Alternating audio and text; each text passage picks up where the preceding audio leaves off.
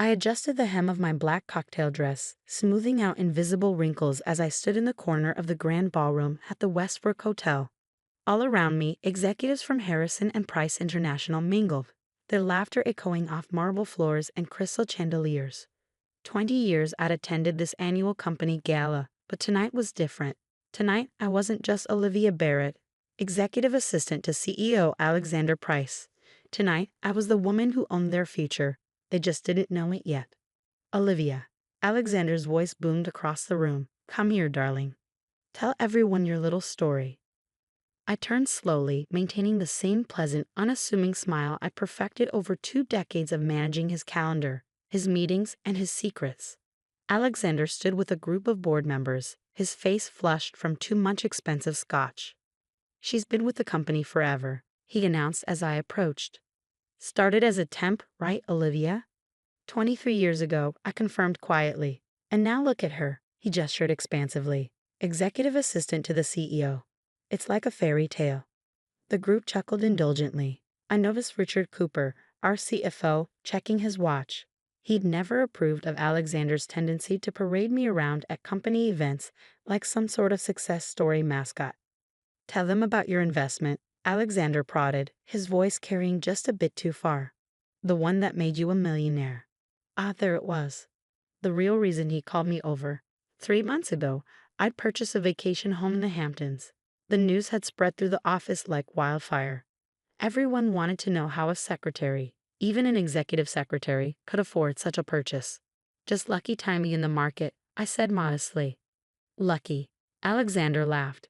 See, she's just a secretary who got lucky. Probably read some hot tip in one of those women's magazines. More laughter. Even Richard Cooper cracked a smile.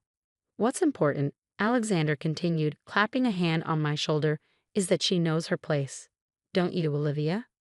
I met his eyes steadily.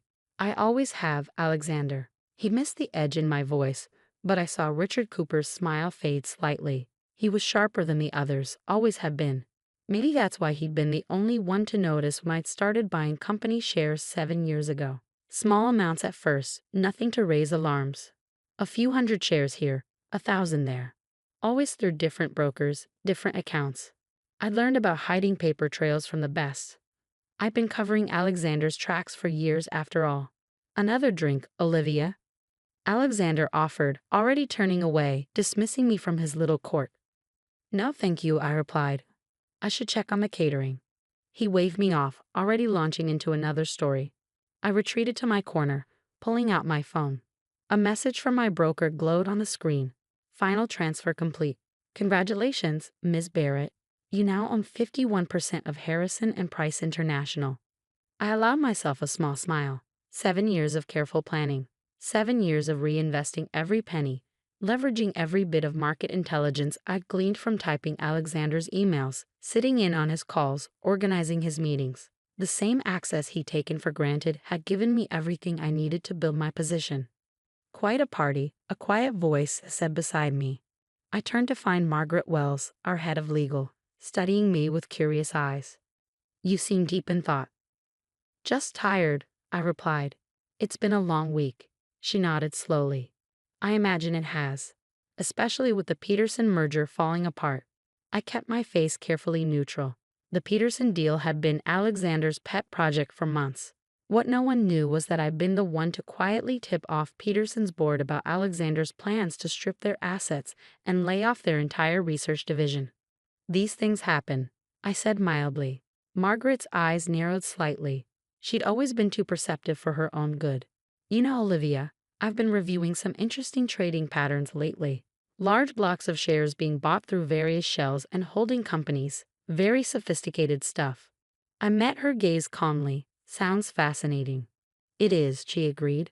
Almost as fascinating as how a secretary managed to buy a $3 million beach house. Before I could respond, a commotion near the entrance drew our attention. Janet Chin, head of our Asian operations, was arriving late, and she wasn't alone. With her was Marcus Peterson himself, CEO of Peterson Technologies. Alexander's face went pale. He started pushing through the crowd toward them. But Marcus held up a hand. Don't bother, Alexander, he called out, his voice carrying across the suddenly quiet ballroom. I'm not here to talk to you. I'm here to meet the person who really controls Harrison and Price now. Every head in the room turned, looking for some unknown power player. I felt Margaret stiffen beside me as realization dawned in her eyes. "It's you, isn't it?" she whispered. I handed her my empty champagne glass. "Excuse me," I said softly. "I believe I have a meeting to attend." As I walked across that ballroom floor, 2 decades of being underestimated, overlooked, and condescended to fell away with each step. The whispers started as people began to understand what was happening. By the time I reached Marcus Peterson, Alexander's face had moved past pale and straight into gray. "Miss Barrett," Marcus said warmly, extending his hand. "Thank you for warning us about the hostile takeover attempt. I believe we have much to discuss about a more equitable merger arrangement." "My pleasure," I replied, shaking his hand. "Shall we use the private dining room?" I had it prepared just in case. Alexander found his voice then. "What? What is this? Olivia, what are you doing?" I turned to face him, dropping the deferential mask I'd worn for so long.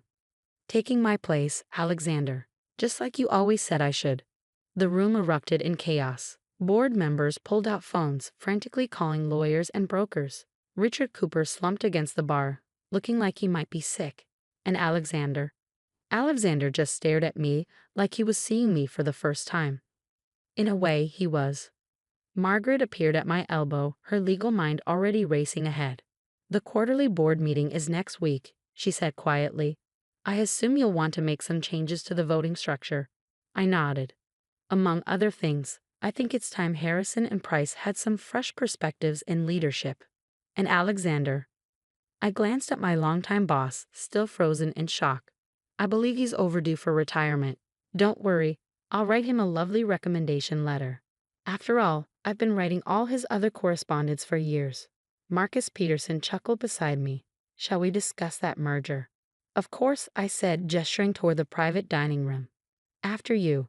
As we walked away, I heard Alexander's voice, small and confused. But she's just the secretary." I paused at the dining room door, looking back at him one last time. "No, Alexander, I was never just a secretary. You just never bothered to look past the title." The door closed behind us with a soft click, leaving the chaos of the ballroom behind. 23 years of playing the perfect assistant, and in one night, everything had changed. Well, not everything. I still had to order the catering for next week's board meeting, but this time, I'd be sitting at the head of the table. As I took my seat across from Marcus Peterson, I pulled out my phone and sent one final message to my broker: "Begin phase 2. The real work was just beginning. After all, I hadn't spent 7 years building my position just to maintain the status quo. Harrison and Price was about to undergo some major changes. And this time, I wouldn't be taking the minutes. I'd be calling the shots. The morning after the gala, I arrived at Harrison and Price's headquarters at exactly 7:00 a.m., just as I had for the past 23 years. The security guard did a double take when I stepped out of a chauffeur-driven Mercedes instead of my usual modest sedan. "Morning, Miss Barrett," he stammered, quickly opening the door. Ma'am, Olivia is still fine, George," I said kindly. After all, he'd been the one who'd always saved me a parking spot close to the building on late nights when I was the last to leave, long after Alexander had gone home. The lobby was already buzzing with nervous energy. News travels fast in corporate America, and the events of last night's gala had spread like wildfire. Junior executives huddled in corners, whispering behind coffee cups. Administrative assistants traded wide-eyed looks as I passed. I walked to the executive elevator, the one I'd never been allowed to use despite managing the access list for 2 decades. As the doors closed, I caught my reflection in the polished steel. Same elegant blazer and pencil skirt I always wore, but today they were Channel instead of department store brands. Small changes, just enough to signal that the rules had shifted. Alexander's office, my office now, was dark when I arrived. His secretary Janet's desk was empty too. On any other Monday, I'd be at my old desk outside, preparing his schedule, screening his calls, making his coffee just the way he liked it. Instead, I used my key, the one he never knew I had, to unlock his door. The room still smelled of his cologne and stale cigar smoke. I walked to his desk, running my fingers along the polished mahogany. How many times had I stood here, taking notes while he held court. My phone buzzed. A message from Marcus Peterson, Wall Street Journal, running the story in 30 minutes. Ready? I smiled, settling into the leather chair. Ready. At 7:45 a.m., exactly 15 minutes before the markets opened, the story broke.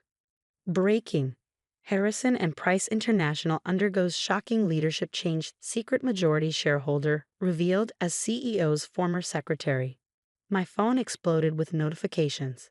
First came the panicked texts from board members, then emails from shareholders, then calls from every major news outlet in the country.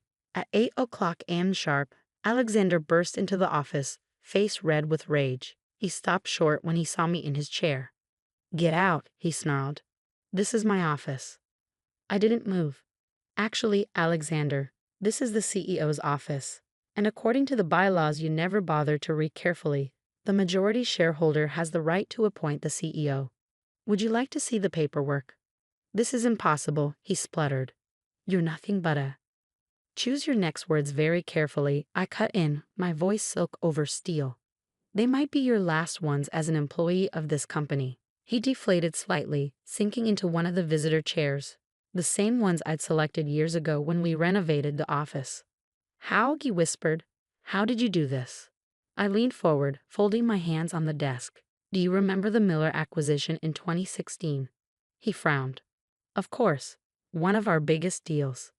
"Do you remember who found the discrepancy in their financials? The one that let us negotiate the price down by 40%? "I did," he said automatically. I raised an eyebrow. "No, Alexander. I did.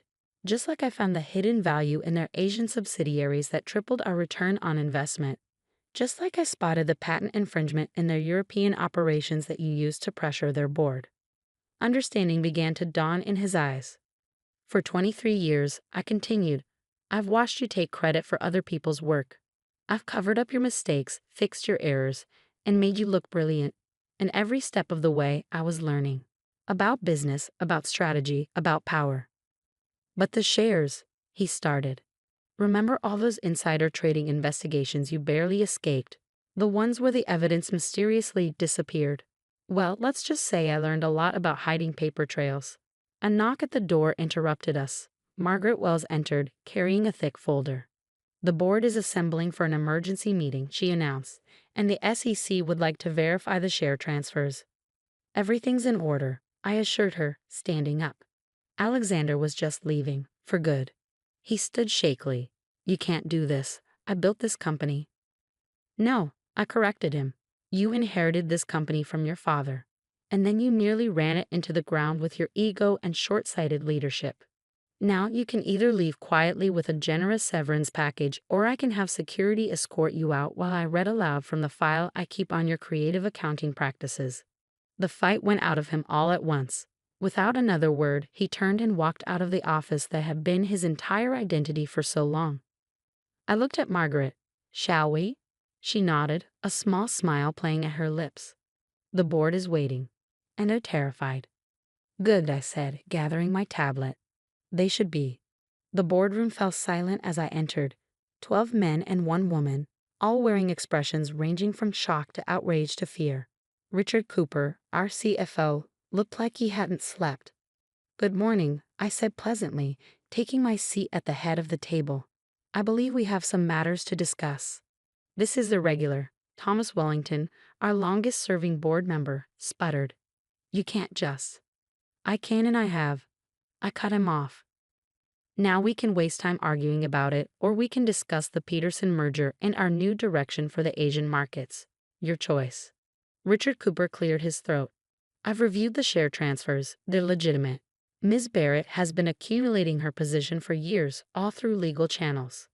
"Thank you, Richard," I said. "Now let's talk about the future. I've prepared a detailed presentation on our 5-year strategy." I pulled up the first slide, a comprehensive analysis of our market position that I'd spent years developing while sitting quietly in the corner of these same board meetings, officially just there to take notes. For the next 2 hours, I laid out my vision: expansion into emerging markets, investment in sustainable technologies, a complete overhaul of our corporate culture. By the time I finished, even Thomas Wellington had stopped protesting and started taking notes. One more thing, I said as the meeting wound down. Effective immediately, we're implementing a company-wide policy review. Pay equity, promotion practices, harassment policies, everything. Margaret will be heading up the task force. That could be expensive, Richard cautioned. So is losing talent because we're stuck in the 1950s, I countered. Speaking of which, Janet Anderson from the mailroom has a master's in supply chain management. Promote her to operations immediately and find out who else we've been overlooking. As the board filed out, Margaret stayed behind. The Wall Street Journal wants an interview, she said, and Forbes is already talking about featuring you in their next issue. I shook my head. First things first, get me the personnel files for every administrative assistant, secretary, and support staff member in the company. I want to know who else has been hiding their light under a bushel. She smiled. Already done. There's a data analyst in accounting who's been working as a clerk for 3 years. PhD from MIT, and a former management consultant working in reception because she needed flexible hours for her kids. Promote them both, I said. And Margaret? Thank you for keeping my secret all these months. She shrugged. I knew something was coming when I traced those share purchases. I just didn't know what. Besides, it's about time someone shook up the boys' club. By the end of the week, Harrison and Price was transformed. Alexander's old guard was gone, replaced by a diverse team of leaders chosen for talent rather than connections. The Peterson merger was proceeding smoothly, with both companies' stock prices soaring. And me? I kept my old assistant's desk outside the CEO's office. Not to work at it, but as a reminder. Every morning when I walked past it, I thought about all the other just secretaries out there, watching and waiting for their moment. The following Monday, I called my first all-company meeting. Standing at the podium, looking out at thousands of faces, I thought about that night at the gala when Alexander had told me to know my place. For too long, I began, this company has wasted its most valuable resource, its people. We've overlooked talent because it didn't come in the package we expected. We've dismissed wisdom because it came from the wrong desk. That ends today. I paused, making eye contact with Janet from the mailroom, now wearing a crisp suit in her role as operations director. From now on, there is no just anything at Harrison and Price. No just secretaries. No just clerks. No just assistants. There are only people, talented, ambitious, worthy people. And if anyone tells you to know your place, remember this. Your place is wherever your talent and hard work can take you. The applause was deafening. Later that evening, as I prepared to leave the office, I found a gift on my desk. It was my old nameplate from when I was Alexander's secretary, but someone had modified it. Under my name, in elegant script, were the words, "Never just anything." I placed it on my desk, right next to my CEO nameplate. A reminder that power doesn't always look like we expect it to. Sometimes it looks like a quiet woman sitting in the corner, taking notes, watching, waiting, and building an empire in silence. The next morning, the Wall Street Journal ran another story. Harrison and Price stock hits all-time high under new leadership. Below the headline was a photo of me at my old assistant's desk, now displayed prominently in my office. The caption read, Olivia Barrett, CEO, from taking notes to taking control. I smiled, remembering Alexander's words from the gala. Yes, I had gotten lucky, but luck had nothing to do with what came next. That was all strategy, patience, and the power of being underestimated. After all, I wasn't just a secretary who got lucky. I was a CEO who got smart. And this was only the beginning.